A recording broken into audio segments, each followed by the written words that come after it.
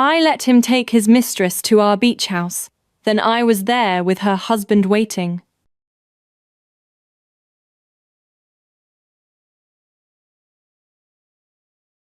I'm Sienna Carter, 35, CFO at a luxury interiors firm in Chicago. And until a few months ago, I was also the woman who still packed lunch for her cheating husband. His name's Drew, college sweetheart, dream husband, the kind of guy who held my hand at dinner and lied with the same lips 5 hours later. We were together for over a decade, married for 6. I thought we were solid. I thought we were us. But turns out, even the quietest betrayals can shatter the loudest love. That morning felt normal. I was brushing my teeth, half asleep, thinking about the meetings I had lined up. Drew was in the shower. His phone lit up next to mine on the sink. Normally, I wouldn't even glance. But something about it, maybe instinct, maybe divine intervention, made my eyes shift. And that's when I saw it, a message from some contact I didn't recognize. It read, "Can't wait for the weekend, the wine, the cabin, and that pink lace set." My stomach didn't drop. My hands didn't shake. You'd think I'd explode or cry or throw something, but no. All I felt was this eerie stillness, like the kind you get before a storm wrecks your house. I stood there, foam in my mouth, toothbrush frozen, while the man I loved rinsed shampoo off his body like nothing had changed. The saddest part? It wasn't even shocking. Somewhere deep down, I'd already known. He'd been slipping more late-night client dinners, more weekends networking. He started locking his laptop, carrying his phone like it was a bomb that could go off if I touched it. And the way he looked at me, like I was background noise in his own home. I used to blame the years, the stress, the routine. I told myself not to be dramatic. I gaslit myself harder than he ever could. But that text, that little screen lighting up with pink lace and anticipation, that was my wake-up call. And when I walked out of that bathroom, I wasn't the same wife who walked in. He looked at me and smiled, same as he always did, like nothing had shifted in the air between us. Maybe he hadn't realized it yet, but the second I saw that message on his phone, something inside me snapped clean in two. "This weekend, I've got a client seminar in Denver," he said while adjusting his collar, tone smooth, rehearsed. "I'll be back late Sunday." I nodded. "Bring a heavy coat. It gets freezing at night this time of year." My voice? Flat. No warmth. No edge. Just empty. I didn't ask who was counting the hours, didn't ask about the wine or the lace. I didn't need to ruin his performance, the one-man show he'd apparently been starring in for months. Because in my head, something else had already begun, and I wasn't going to say a damn thing until the curtain dropped. Thursday nights were always the same. Tennis, 2 whiskeys neat, and Drew knocked out cold by 10:30. I knew his habits, just like I knew his right index finger was his default biometric. That night, once the scent of sweat, whiskey, and betrayal settled into our sheets, I waited. When his breathing deepened and the world went still, I reached for his phone, gently rolled his hand onto the sensor. Click! The screen came to life, and the chill that crept down my spine felt just like the wind that whipped off the lake near that stupid cabin, the same one where he once promised to build us a balcony for morning coffee and forever. The pink lace message? That was just the tip. What I found next was a goddamn double life. Her name was Lauren Kane. Not some clueless 22-year-old. Lauren was sharp, calculated, a seasoned sales rep for a medical device company, about 38, living in Reno. She wasn't just some fling. She was strategic. She had experience, charm, And more importantly, a husband. His name showed up in an older thread. Ethan will be in San Jose all week. The cabin's all ours. Ethan Kane. I opened a browser, typed it in. Took 5 seconds. And there he was. Ethan Kane, 41 years old. Residential architect. Specialized in sustainable design. Founder of his own boutique firm in Bellevue. His LinkedIn photo hit different, tall, stubbled jaw, kind eyes that had seen too much. The sort of man who looked like he brought his wife coffee in bed every Sunday, not knowing she was out buying lace for mine. I didn't sleep that night, not even close. Every message I scrolled through was a blade, slicing through years of memories like they were paper. All those nights Drew claimed he was at a training in Denver. All those weekends I spent alone, reviewing balance sheets with nothing but the dishwasher humming in the background. I thought I was building our future. He was just building lies. By sunrise, I was sitting in front of my laptop, fingers trembling, writing and rewriting a single message. I must have deleted it 15 times before settling on the cold truth. Hi, Ethan. This is Sienna Carter. I believe my husband Drew Carter and your wife Lauren Kane are having an affair. If you're open to a conversation, I can share evidence. My number is 265 to 573 -21. The moment I hit send, my palms were soaked in sweat. 3 hours later, my phone rang. His voice was deeper than I expected, calm, but with this barely there tremor that told me everything I needed to know. Is this some kind of joke? He asked. I wish it were, I said, my throat dry as sand. I have texts, photos, and their weekend plans. Chalon Lake cabin. There was a pause, the kind that stretches just long enough to feel permanent. Then, what do you want to do? I gripped the phone tighter. My voice came out lower than I intended, slow, deliberate. Would you want to meet them there, with me, before they uncork the wine, or take off their coats? Another pause, longer. Then finally, a single exhale. Okay, let's meet first. I want to see what you know. We agreed to meet Saturday morning, at a small cafe in Ellensburg. It was halfway between Chicago and Chalon Lake, neutral ground for what we were about to do. I arrived early, Saturday in a corner booth, facing the parking lot. My heart didn't pound, it pulsed like a quiet drum, steady and cold. And when he walked in, I knew instantly. Tall frame, light brown coat, a stride that dragged winter behind it like a shadow. He didn't waste time on small talk, just sat across from me like this wasn't the first time his world had cracked. I slid my phone across the table, already open to the thread. The messages between Drew and Lauren. He scrolled. Silent. Every swipe a punch to the gut. And when he hit that photo, Lauren's bare feet on the cabin's hardwood floor, I saw his knuckles go white. The floor, the one he'd spent 2 months sanding and sealing himself. The one she once called our forever foundation. He recognized it instantly, the flooring, the layout, the finish. It was his design. Ethan leaned back, eyes shut, like something inside him finally gave out. I thought it was just work, just distance, he murmured. She never wanted to see a counselor, now I know why. We sat for almost an hour, trading pieces of broken truth like war photos.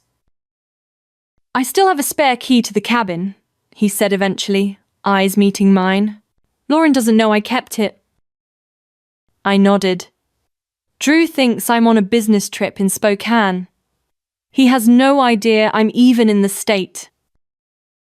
Ethan exhaled, slow and steady.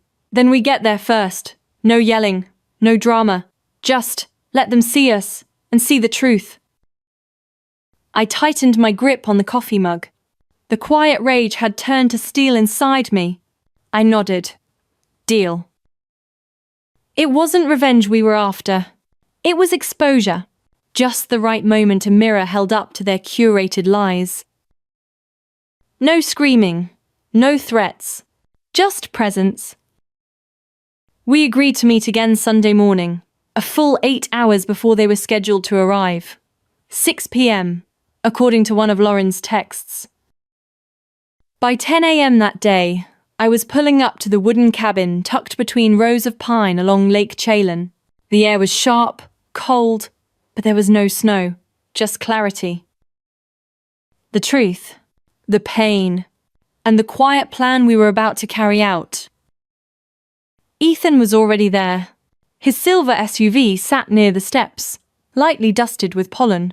Inside, he stood by the window, mug in hand, staring out at the stillness of the lake. When I stepped in, he looked over and nodded, simple, understated, like we weren't two strangers tied together by betrayal. "Did you sleep?" he asked, voice low and steady.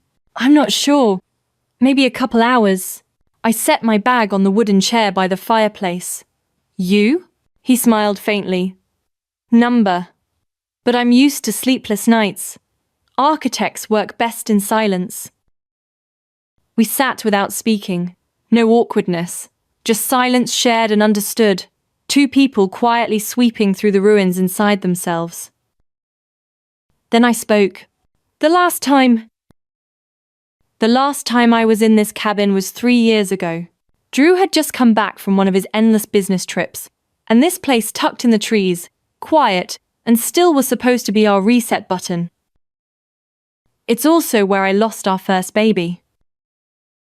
Ethan looked over at me when I said it. His eyes softened, but he didn't interrupt. "Lauren wanted kids too," he said after a pause. "After 2 failed tests," she stopped bringing it up. He gave a bitter laugh, empty, hollow. I thought it was the grief. Turns out she had other distractions. We didn't cry. There were no dramatic outbursts. Just the quiet hum of the electric heater and the wind slipping through the pine trees. "Do you think we're going too far?" I asked, though I already knew the answer. "No," Ethan replied. "If this were revenge, maybe. But this is reality, and it's time they saw it for what it is." I nodded. It felt like some twisted group therapy session, just with better lighting and a sharper script. We started preparing the space, not as a trap, but as a confrontation, a perfectly timed, perfectly placed dose of truth.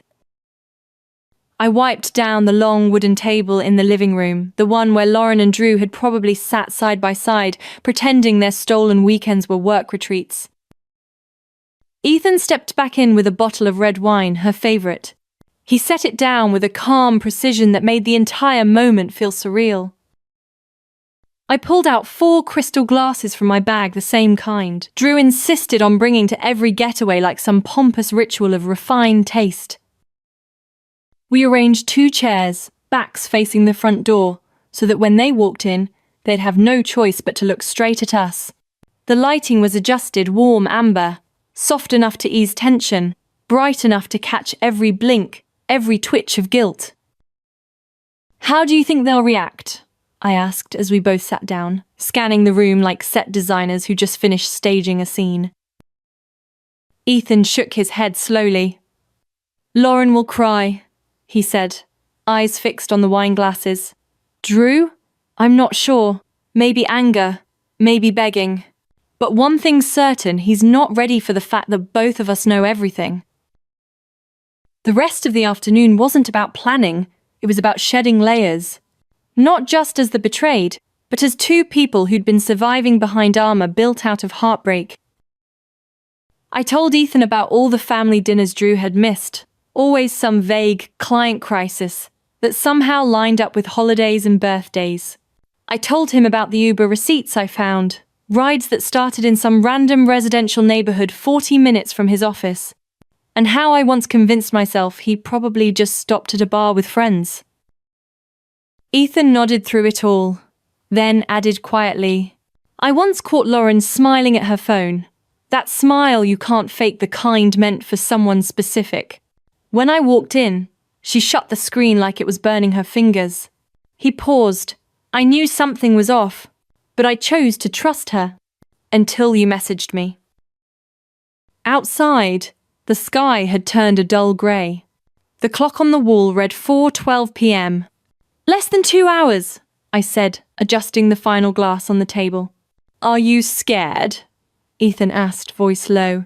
I'm not afraid of the truth, I replied. I'm only afraid I might forgive the unforgivable. He looked at me, held my gaze for a beat, then gave a single nod. I'll remember that. We stepped out onto the porch, standing side by side in the cool air. The lake was still, so still it felt like time itself was holding its breath. 5:57 p.m. The air inside the cabin had shifted tight now, strung like wire about to snap. Ethan and I stood behind the 2 chairs, back straight, hearts silent. The sound of tires on gravel broke the silence. Then, car doors, 2, footsteps, laughter, and then the door opened. I sat in silence in the living room, eyes fixed on the entrance. 2 wine glasses rested calmly on the table beside the bottle of red Lauren once called the only thing that makes a weekend feel special. Across from us, on the armchair, sat a thick envelope, everything printed and ready. Messages, screenshots, credit card records, and a voice recording of Drew's assistant casually confirming that Mr. Carter doesn't have any meetings in Denver this weekend. We heard it then, tires on gravel. Ethan looked over at me. I didn't say a word, just nodded once. A black SUV pulled up to the cabin steps. Drew stepped out first, wearing his smug little leather jacket, carrying a suitcase and a gift bag. Lauren followed behind, arms full of pale pink tulips. They were laughing, light, carefree, like they'd just arrived for a honeymoon they thought they'd earned. The front door creaked open. Lauren entered first, and her smile died in an instant. Drew bumped into her from behind, laughing at something she'd said. Then he looked up. His eyes met mine. He froze. The gift bag in his hand dropped. A bottle of champagne rolled out, skidding across the hardwood floor, then shattered. The smell of alcohol spread like a confession. Lauren's mouth fell open. The tulips slipped from her hands. Petals scattered across the wood like some tragic, accidental metaphor. Welcome to your weekend getaway, I said, my voice light, calm, almost amused. We've prepared wine, chairs, and the truth. Drew didn't move. His lips were pressed so tight they'd turned white. Lauren took a half step back, eyes flicking toward Ethan like a child caught cheating on a test. Sienna, it's not what you think, Drew started, his voice already cracking. It's not. I tilted my head. Then what is it? The texts? The Airbnb receipts? The Uber rides to her neighborhood 40 minutes away? Are those not what I think they are? Ethan stood, voice cold as the lake outside. And what about me, Lauren? You told me you were going to a seminar with a female coworker. You even texted me, "Good night, miss you," before you turned your phone off. Was I just hallucinating all that too? Lauren finally broke. She covered her face, sobbing. Ethan, please don't. No, he cut her off sharply. Don't what? Don't stand here and face you. Don't hear the truth. Don't watch my wife cheating in the very house I designed with my own hands. I stood slowly and picked up the envelope from the chair beside me. I placed it on the table between us, deliberate and calm. I didn't come here empty-handed, I said, my voice steady. I've spent the last 48 hours gathering everything. He met Drew's eyes. Call logs, messages. Photos from the company wedding you both attended, the one you told me was just a guy's weekend. Lauren's face turned pale. Drew snatched the envelope, flipped through a few pages, then slammed it back down. His eyes were bloodshot. You were spying on me? I stared at him, unflinching. I was verifying the truth, because I've been suspicious for too long, and because you were so careful, I had to be. Lauren dropped into a chair like her legs gave out. Her hair was a mess now, tears cutting down her face in thin, uneven streams. Ethan didn't move toward her. He turned to the window instead, jaw tight, fists still. "Lauren," he said, eyes never leaving the glass. "How long?" 7 months, she whispered. Something twisted in my chest like grief and disgust tied together in a knot. Drew stepped forward, his hands open, eyes pleading. "Sienna, I was wrong, but that doesn't mean I ever stopped loving you." I stepped back, just once. If the love you're talking about is the kind that brings another woman to the same place where I lost our child, then you can keep it. Silence, thick, crushing. I looked at Drew for what felt like the last time. You can choose to leave now, or sit and hear this through. But if you think there's any chance for forgiveness, then you've completely misunderstood who I am. Ethan turned from the window and met my eyes. "I need some air," he said. I nodded. "So do I." We stepped out onto the porch again, leaving behind 2 people breaking apart in the ruins of their lies. Outside, Lake Chalem was still calm, just like it had been that morning. But inside me, the wind had finally started to rise. When we returned to the living room, we said nothing. There was nothing left to say. Lauren and Drew were still seated. Neither looked at the other. The air was thick, heavy with truths no one wanted to say out loud. I pulled a chair across from Drew and sat down. Ethan took the seat beside me, his eyes never leaving Lauren. No one spoke. Not until I placed the second folder on the table. Then the atmosphere shifted. "Drew," I said, voice steady, eyes locked on his. "Have you ever told Lauren why we've kept separate finances for the past 6 years?" His jaw tightened. "Sienna, I don't think this is... I'll tell her." I turned to Lauren. "Maybe you didn't know, but back in 2015, Drew racked up over $42,000 in gambling debt. His parents quietly paid it off to keep it out of the press and protect his career. After that, I separated our accounts. Not because I didn't trust him, but because I'd already seen how much he could hide." Lauren turned to him, stunned. "You never told me that." "Because it has nothing to do with today," Drew snapped. "Doesn't it?" I tilted my head, gaze cutting through him. "You cheated on me and blamed it on me being too cold, too busy. But you forgot to tell your mistress that I was the one paying the mortgage on this cabin every month, while you were out playing poker with your friends in Reno." Drew said nothing, his head lowered, his shame visible for once.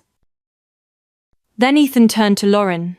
"And you told me the bank delayed the roof repair loan, but that was a lie." He paused. "The truth is, you transferred nearly $10,000 to a rehab center in Spokane. Recipient, Jackson Kane. That's your brother, right?" Lauren looked pale, drained. "I didn't want you to worry," she whispered. "No," Ethan said, his voice flat. "You didn't want to share the truth. You've been living 2 lives.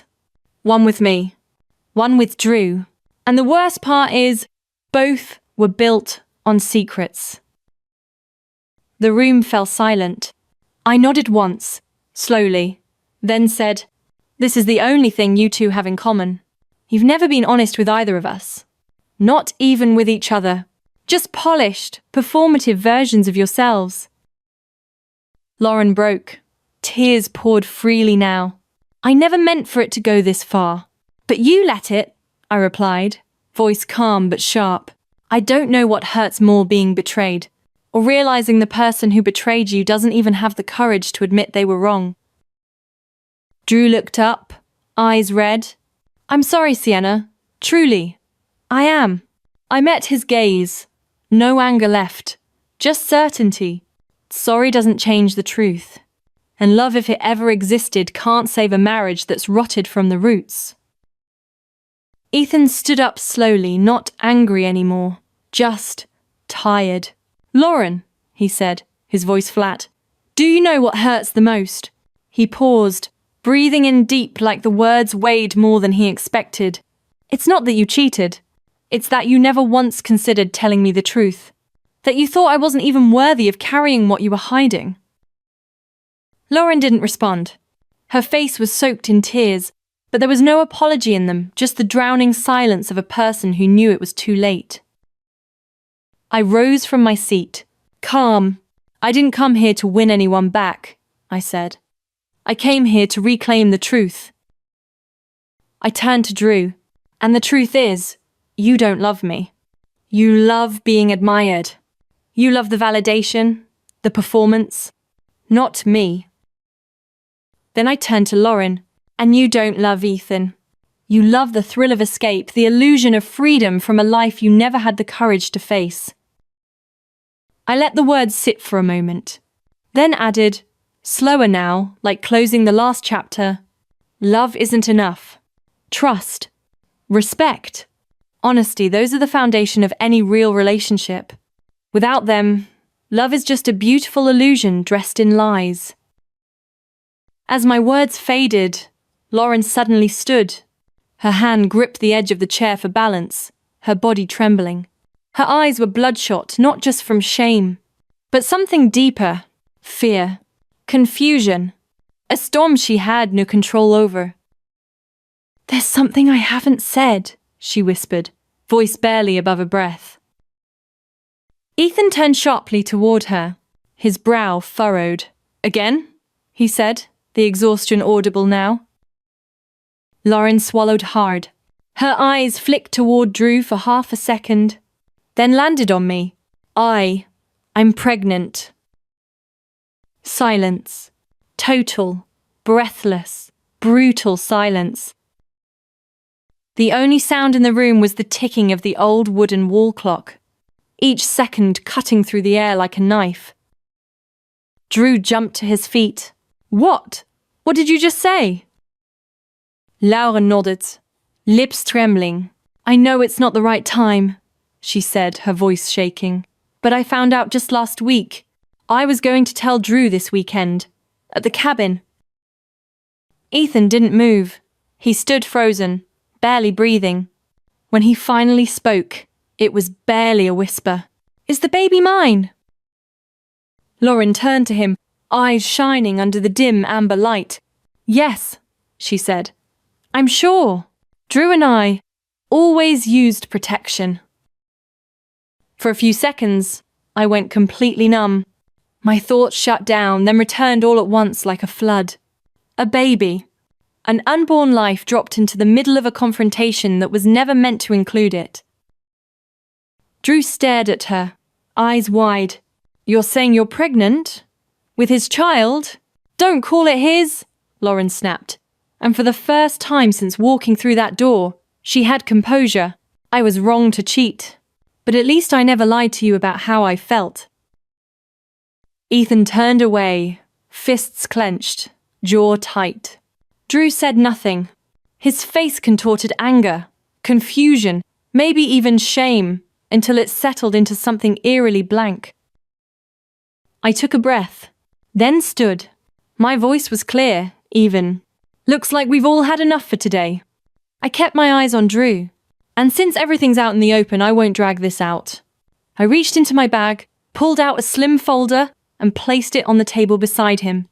"This is the divorce petition, and all the financial documentation I've prepared.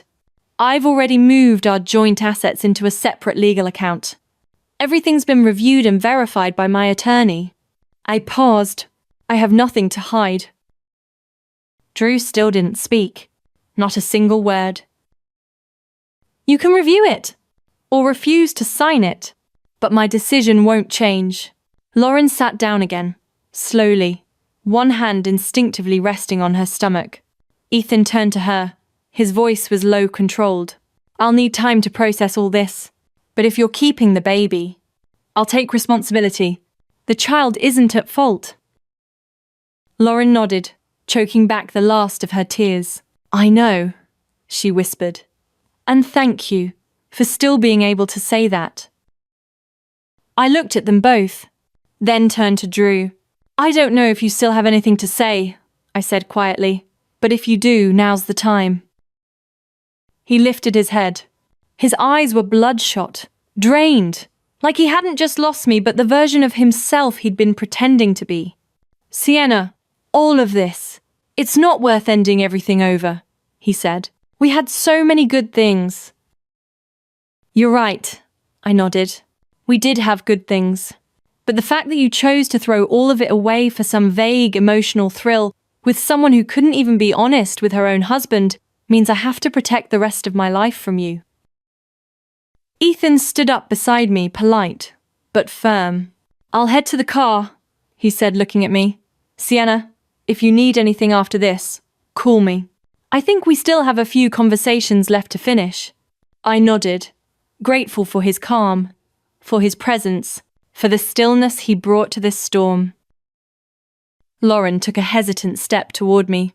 Her voice cracked. I know I have no right to apologize, but I truly never thought it would go this far. I met her eyes. No rage left in mine, just clarity. The most dangerous people, I said slowly, aren't the obviously bad ones. They're the ones who keep telling themselves they're good, even while they're lying. She froze, then looked away. No defense, just the weight of finally seeing herself.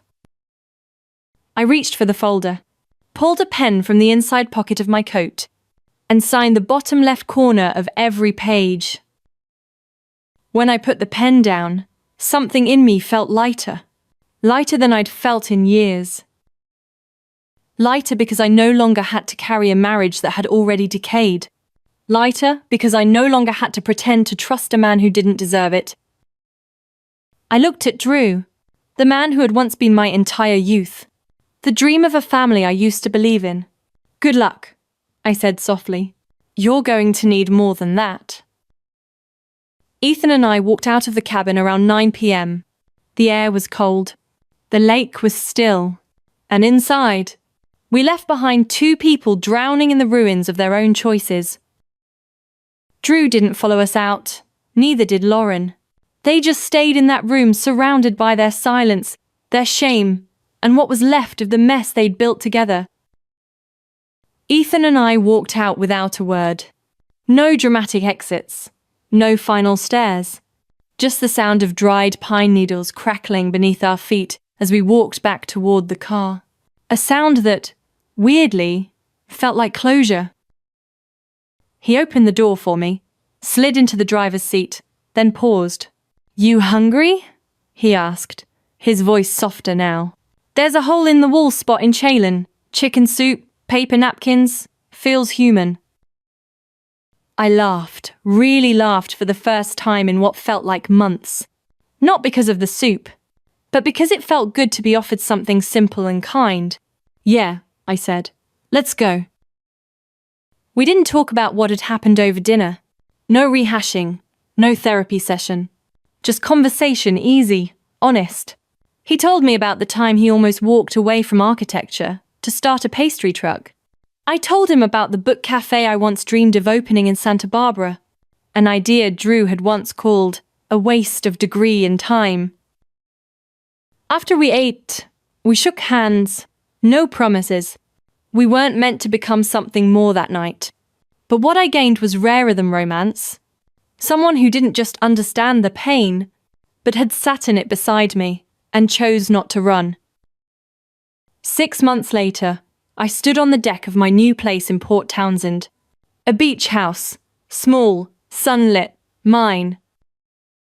The divorce was final in less than 2 months. Meticulous records, legal clarity, no room for negotiation. Drew didn't fight. I think he knew the longer he dragged it out, the more he'd lose.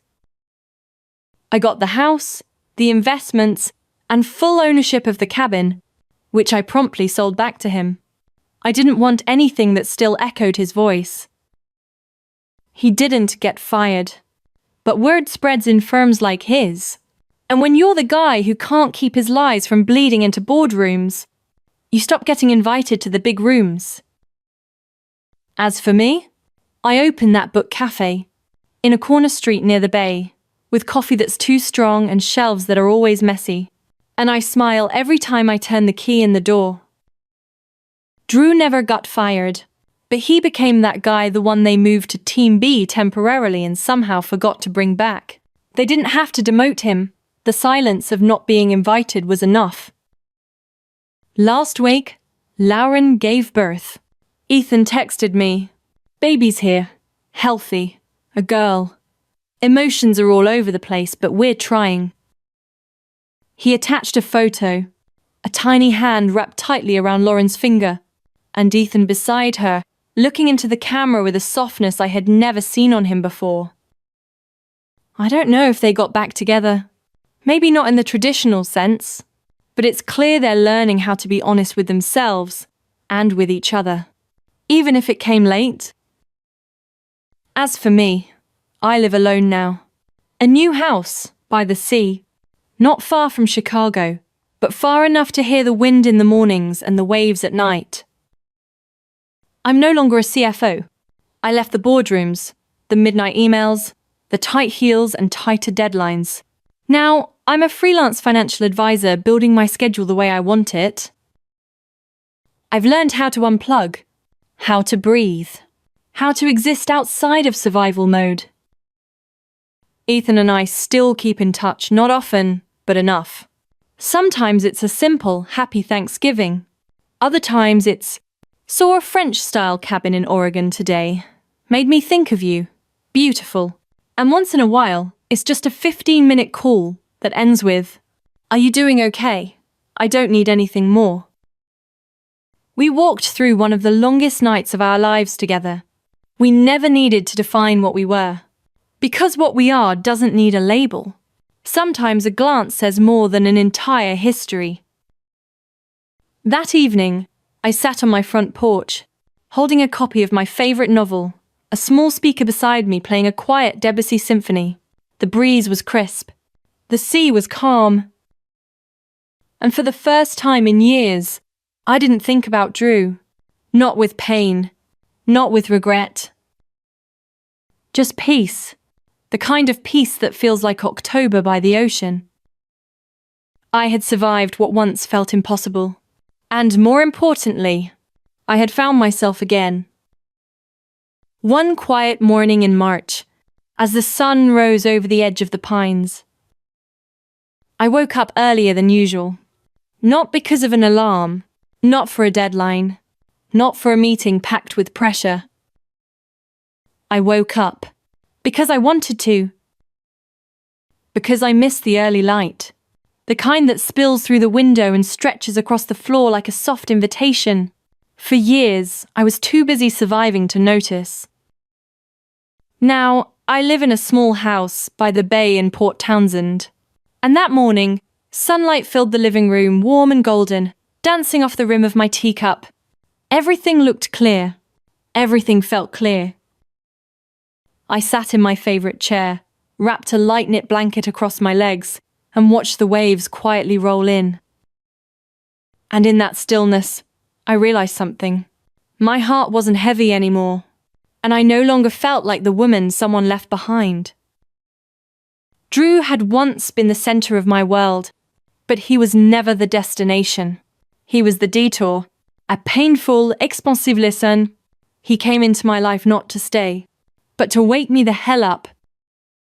He taught me that trust is sacred, and love without honesty isn't love. It's performance.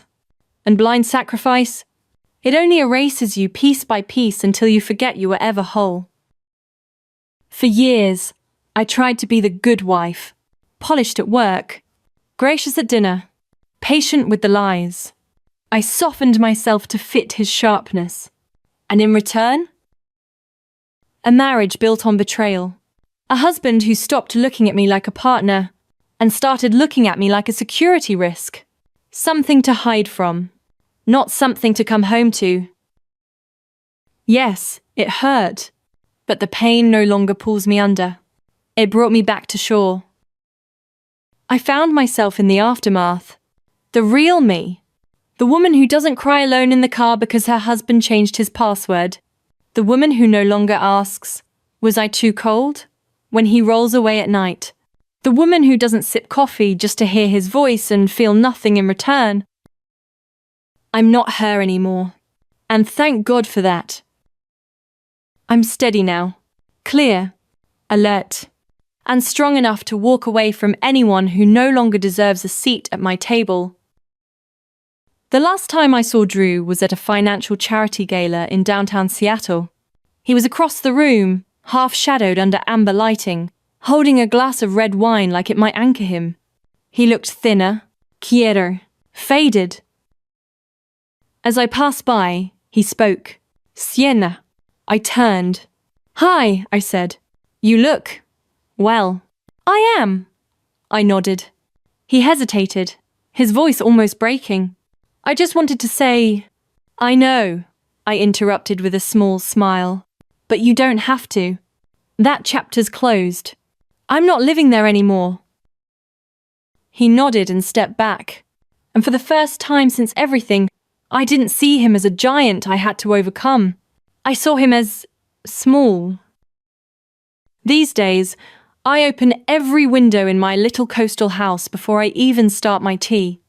I plant lavender along the porch, grow herbs outside the kitchen. I've gone back to the things I once let go.